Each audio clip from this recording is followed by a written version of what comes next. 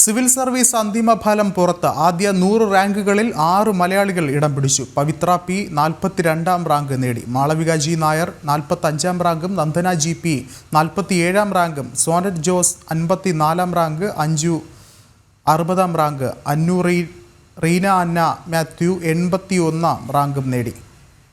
1129 പേരാണ് റാങ്ക് പട്ടികയിലുള്ളത്. ശക്തി ദുബെയാണ് 1ാം റാങ്ക് കരസ്ഥമാക്കിയത്. കൂടുതൽ വിവരങ്ങളുമായി എസ് നന്ദഗോപൻ ചേർന്നുണ്ട്. നന്ദൻ, മറ്റു വിവരങ്ങൾ എന്തൊക്കെ?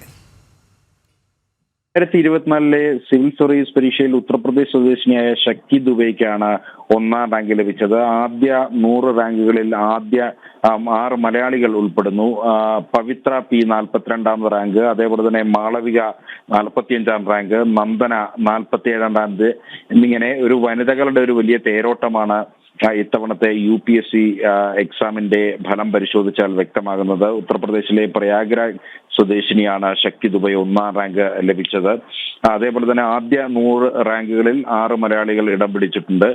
ഇതിന്റെ വിശദമായ വിവരങ്ങൾ, ഈ ഫലം സൂചികൾ ഇതിനോടകം തന്നെ UPSC പ്രസിദ്ധീകരിച്ചു കഴിഞ്ഞു.